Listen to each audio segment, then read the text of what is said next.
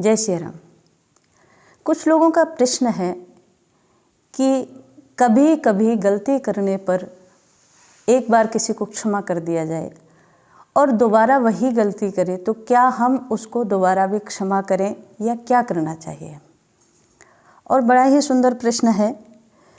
तो वैसे तो हमारे यहाँ शास्त्रों में क्षमा शस्त्रम करे यश कहा गया है कि जिसके हाथ में क्षमा रूपी शस्त्र है उसे दुनिया की कोई ताकत परेशान नहीं कर सकती, ऐसा कहा गया है शास्त्रों के अनुसार। और संतों के लिए विशेष रूप से क्षमा का सबसे बड़ा आभूषण कहा गया है। सज्जनों के लिए क्षमा सबसे बड़ा आभूषण है। लेकिन आप कहें कि भाई कितनी बार क्षमा करें एक व्यक्ति को, तो यहाँ ये विशेष ध्यान देने की बात है क्योंकि ये कलयुग है और यहाँ ये भी आपको समझना पड़ेगा कि जिसको आप क्षमा कर रहे हैं सामने वाला व्यक्ति कहीं आपकी उस स्वभाव का गलत उपयोग तो नहीं कर रहा है, ये भी आपको देखना पड़ेगा। क्योंकि कई बार ऐसा होता है, हाँ कोई गलती करने वाला नादानी में अनजाने में कोई गलती कर दे तो ठीक है, क्षमा करना ही पड़ेगा आपको और कोई उपाय नहीं होता। लेकिन अगर वो जान कर रहा है और बार बार कर रहा है तो फिर वो उसका स्वभाव बन गया। क्योंकि व्यक्ति का एक स्वभाव बन जाता है, जब वो बार बार जानबूझकर कोई कर्म करता है तो वो उसका स्वभाव हो जाता है। तो ठीक ऐसे ही, और वो कहीं ना कहीं आपके द्वारा जो क्षमा मिल रही है उसका भी गलत उपयोग करने के लिए बार बार उसी चीज़ को दोहरा रहा है, तो वहाँ आपको सावधान होना पड़ेगा।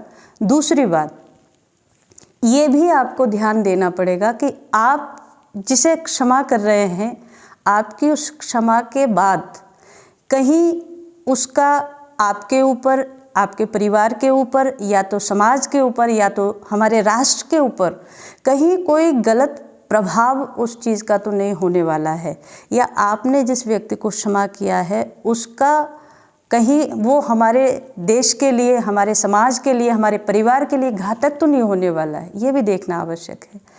क्योंकि केवल हम इसी चीज़ को पकड़ के रखें कि हमें क्षमा ही करना है, कोई कितनी बड़ी गलती कर जाए, कोई हमारे परिवार के साथ कुछ कर जाए तो भी हम क्षमा करेंगे, तो बड़ा मुश्किल हो जाएगा। यहाँ ये ध्यान देने की बात ज़रूर है।